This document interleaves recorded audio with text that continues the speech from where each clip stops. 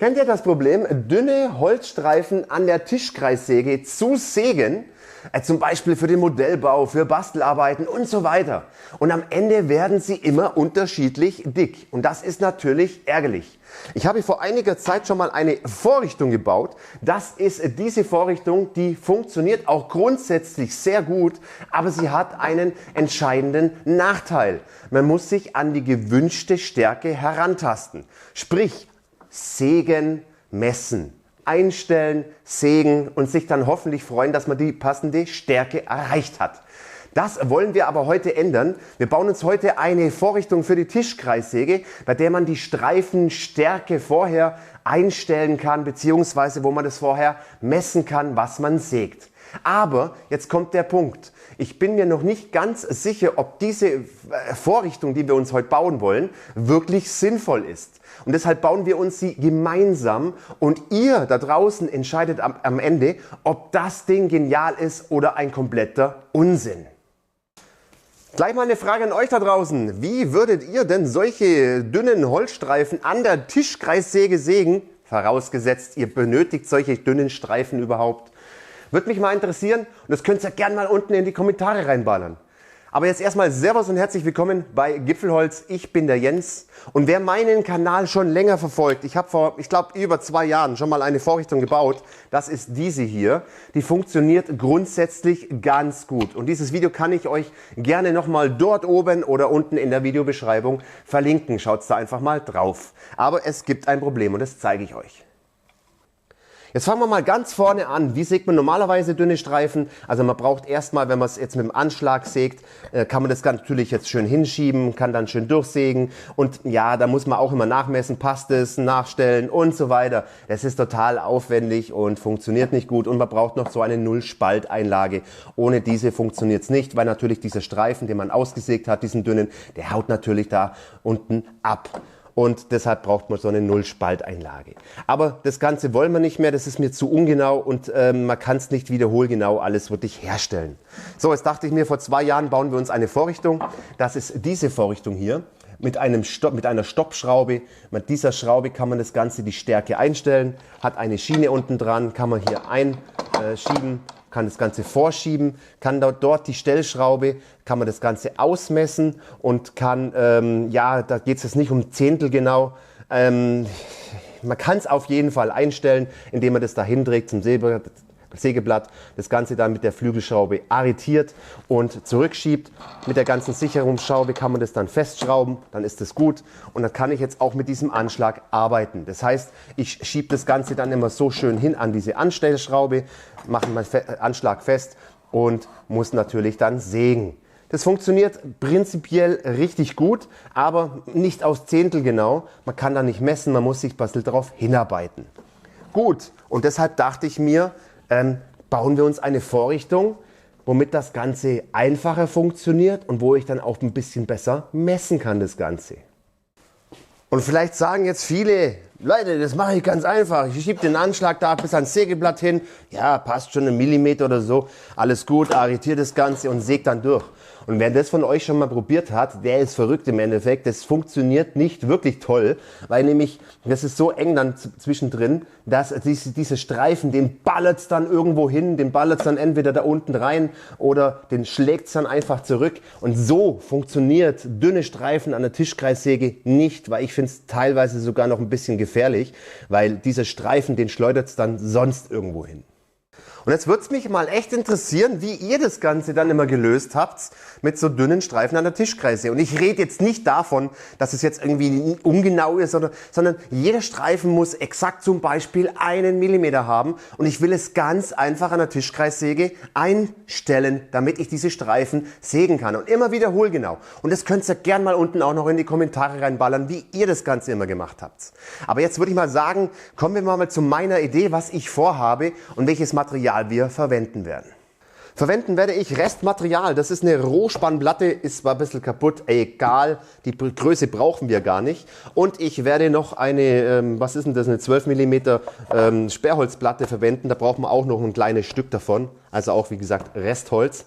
Ein Nachteil sehe ich da jetzt schon mal ein bisschen dran. Die wird deutlich größer als unsere kleine Vorrichtung hier. Aber in der Theorie können wir auch deutlich genauer sägen mit dieser größeren Vorrichtung. Also wir werden sehen.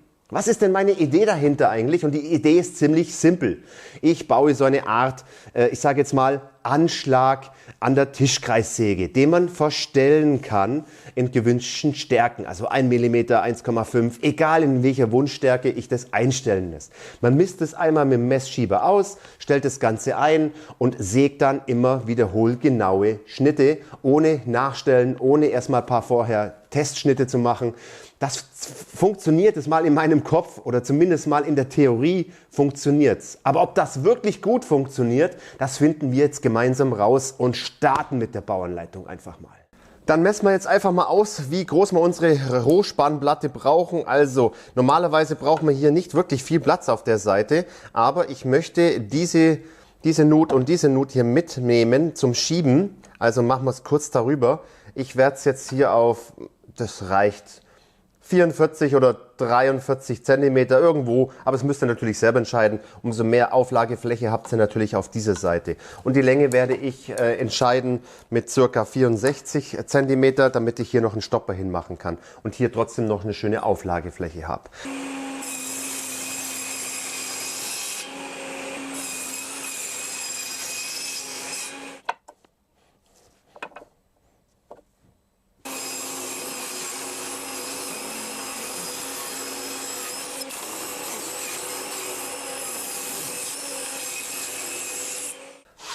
Läuft! So soll es sein. Prima. So, jetzt machen wir die Hochzeit. Ich würde euch so empfehlen, die Leisten immer ein bisschen größer zu sägen, damit ihr ja nicht tausendmal sägen müsst. Arbeitet euch lieber ein bisschen hin und nicht ganz so hoch, dass es drüber steht. Und es kommen nämlich noch Unterlegscheiben jetzt unten rein, damit wir das Ganze miteinander verbinden können, damit es auch hält. So. Und zwar werde ich das Ganze jetzt dann schießen. Das heißt, ich werde das mit Sekundenkleber festmachen und das Ganze dann miteinander verbinden. Da ist es jetzt nicht ganz so wichtig, wenn das jetzt nicht hundertprozentig im Winkel ist. Das passen wir dann nachher nämlich alles anders an. Aber ihr werdet es sehen. So, ich werde Sekundenkleber verwenden, wie ich schon gerade gesagt habe. Und mit Aktivator werde ich euch natürlich alles unten in der Videobeschreibung verlinken.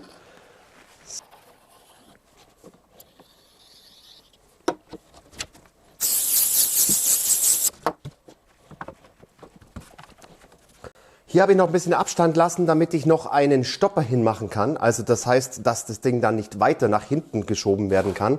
Deshalb kommt dann hier noch ein Stopper hin.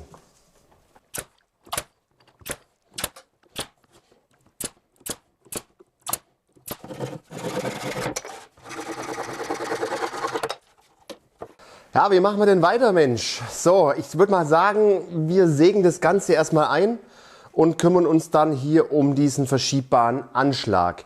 Natürlich mache ich jetzt noch diesen Stopper hin, das heißt, ich schiebe das Ganze so weit vor, bis ich so weit, wie ich es haben will, und mache dann hier praktisch noch den Stopper hin. Also, Strom! Ha!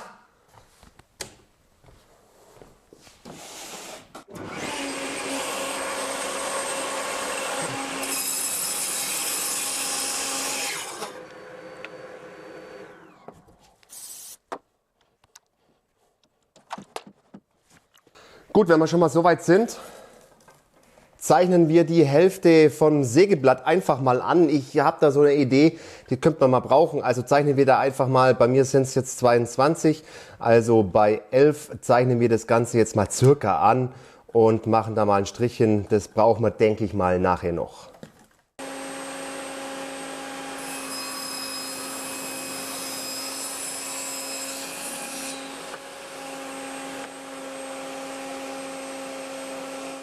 So, jetzt fragt ihr euch, was ich da geschnitten habe. Das ist ja dieses andere Stück und zwar ist das unser Anschlag, den wir dann verschieben können.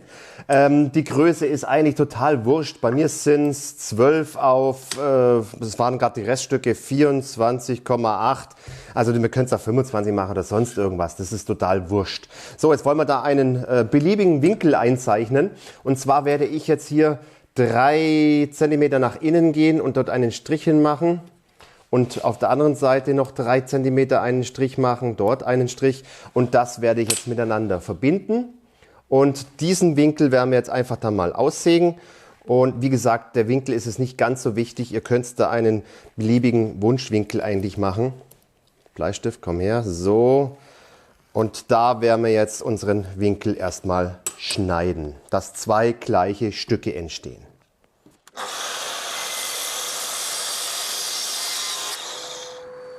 Gut, was hat der Bur denn jetzt gemacht eigentlich? Und das will ich euch mal erklären, damit ihr das auch mal so ein bisschen versteht. Und zwar habe ich ja hier diesen Winkel geschnitten, das ist egal welcher Winkel. Und wir haben ja hier die Hälfte vom Blatt angezeichnet. Dort wird dann das hier hinkommen, hier unten wird das hinkommen. Das wird festgemacht. Hier kommt noch ein Langloch rein. Dann haben wir noch eine Schraube zum Festdrehen. Und noch ein Gewinde unten rein und dann können wir das praktisch, das hier muss absolut im 90-Grad-Winkel stehen zu dem Sägeblatt, richtig genau stehen und dann mit dem Langloch können wir das Ganze dann hier lang verschieben und festdrehen und somit können wir dann praktisch das Ganze ganz genau einstellen und hinschieben und dann unsere Streifen dort sägen. Also das ist jetzt der Plan dahinter, dass ihr das mal verstehen könnt. Wir werden jetzt hier ein Langloch reinmachen, werden da unten noch ein Gewinde reinmachen.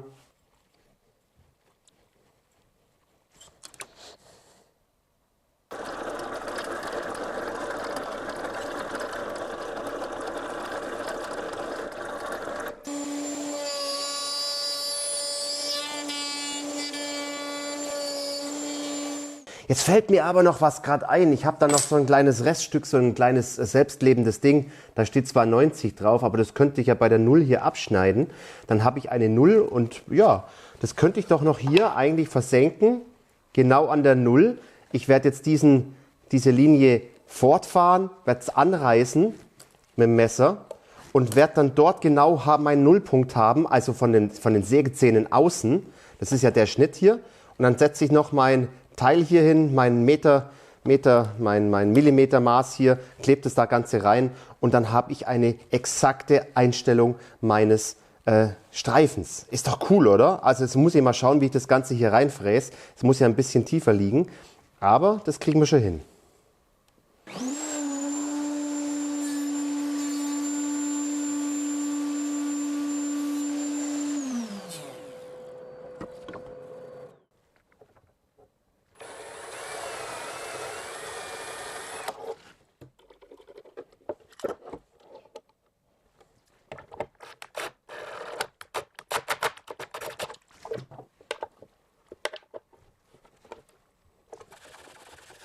Leute, wenn ihr euch fragt, was das hier war, da habe ich auch schon mal ein richtig cooles Video dazu gemacht. Kann ich euch natürlich gern nochmal dort oben verlinken, um einträgige Winde gerade ins Holz reinzubekommen. Richtig cool.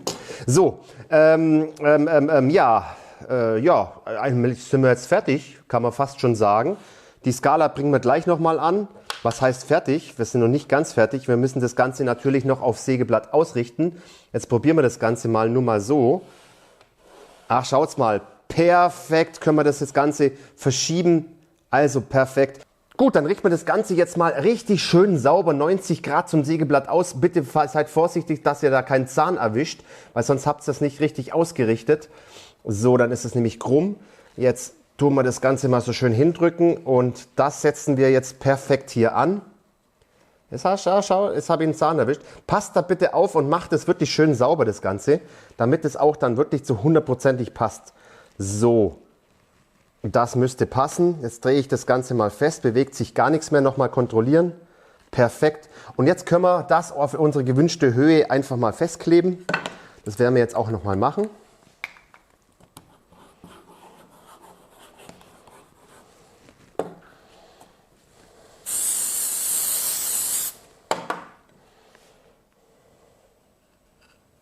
Darauf achten wirklich, dass es absolut genau stimmt.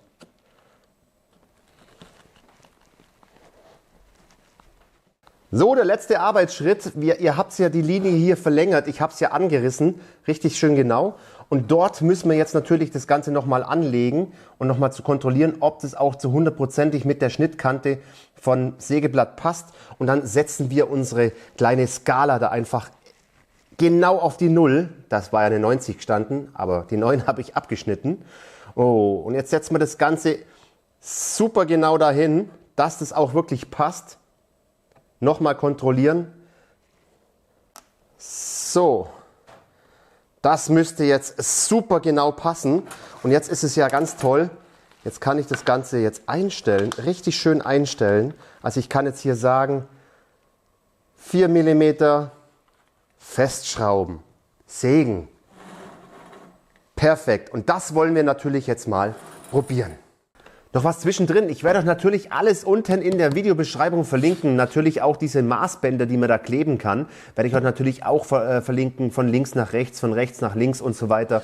Natürlich auch diese Sterngriffschrauben kann ich euch auch nochmal verlinken. Ich hatte leider keine passenden da, deshalb habe ich mir noch schnell selber eine gemacht. Da gibt es ein cooles Video dazu, wie man sowas wirklich komplett selber machen kann. Kann ich euch natürlich dort oben auch nochmal verlinken. Und natürlich auch diesen Kleber mit Aktivator und so weiter. Alles unten in der Videobeschreibung. Mein Gott, Jens, spinnst jetzt so eine riesen Vorrichtung für ein paar kleine Streifen Holz hier. Ja, ich bin selber mal gespannt, ob das funktioniert und ob ihr das feiert oder nicht oder ob ihr dann doch dann eher dieses kleine hier feiert. Ich bin mal gespannt, wie genau das Ganze ist. Noch was in eigener Sache. Leute, ich habe schon so verdammt viele Vorrichtungen gebaut. Schaut's da mal bitte drauf. Fräs-Chicks Vorrichtungen, Säge-Vorrichtungen. Und da gibt's 2 verschiedene Playlists dazu. Schaut's da einfach mal auf dem Kanal nach. Da sind so eine Menge Sachen drauf. Da findet bestimmt jeder noch eine richtig coole Vorrichtung. Nur mal so zur Info. Und wenn wir gleich dabei sind, lasst dem Video doch bitte einen Daumen da. Das unterstützt Gipfelholz und es kostet nichts. Und abonnieren kostet auch nichts. Mein Gott. So, aber jetzt, lange Rede, kurzer Sinn, wir werden das Ganze jetzt mal an der Säge probieren. So, einmal draufschieben bis zum Anschlag.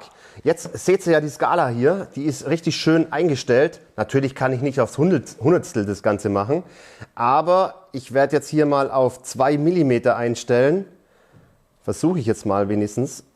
Da bräuchte man eine Hundertstel-Anzeige. So, das Ganze habe ich jetzt mal auf 2 mm eingestellt. Festgedreht und jetzt wollen wir doch mal schauen, ob das passt.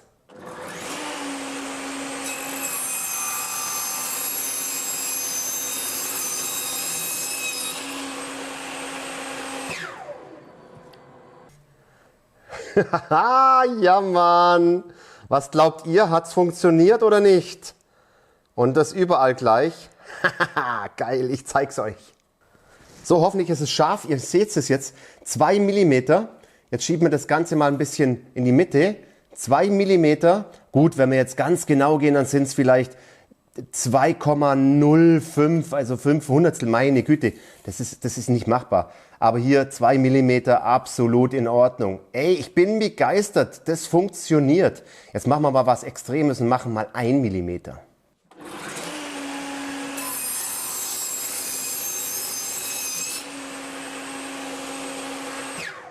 So, könnt ihr das erkennen? Ist es scharf? 1 mm, 1 mm, 1 mm, 1 mm.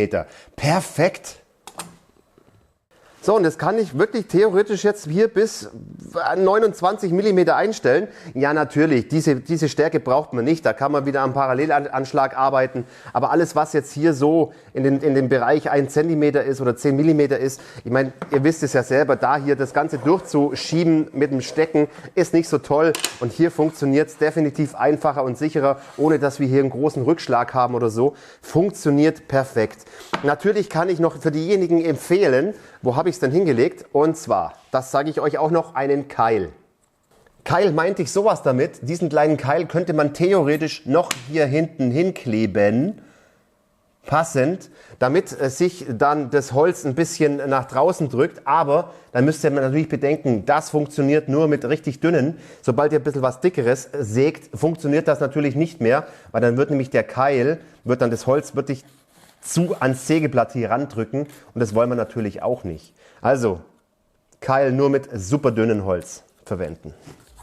So meine Lieben, ich finde das Ding richtig gut. Ihr habt es gerade gesehen, wie schnell ich einfach einstellen, zack, durchziehen das Holz und schon habe ich meine Wunschstärke von meiner Holzleiste erreicht. Und das ist ja sowas von genau und auch nicht wirklich gefährlich, weil wir nicht so einen großen Rückschlag haben wie mit diesem Ding hier.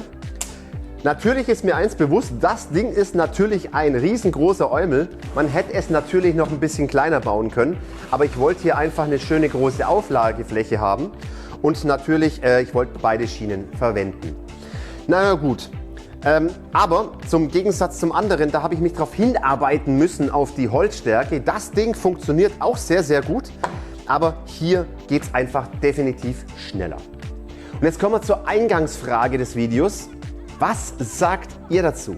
Ist das Ding ein Unsinn, ist es ein Schwachsinn oder hat es schon seine Daseinsberechtigung? Das würde mich mal interessieren und das könnt ihr gern mal unten in die Kommentare reinballern.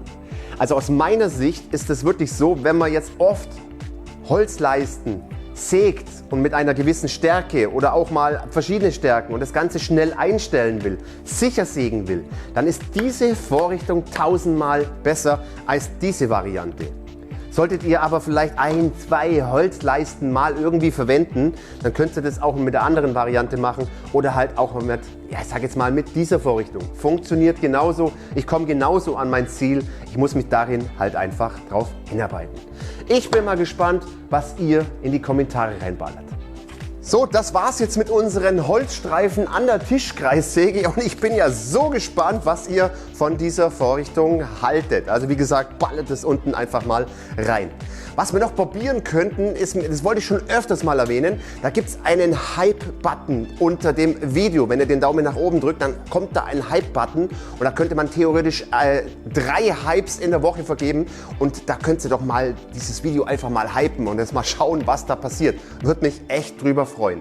Ebenso gibt es auch Kanalmitgliedschaften, die habe ich eigentlich noch nie irgendwo groß erwähnt. Damit kann man Gipfelholz einfach unterstützen. Schaut da auch mal drauf auf diese Kanalmitgliedschaften.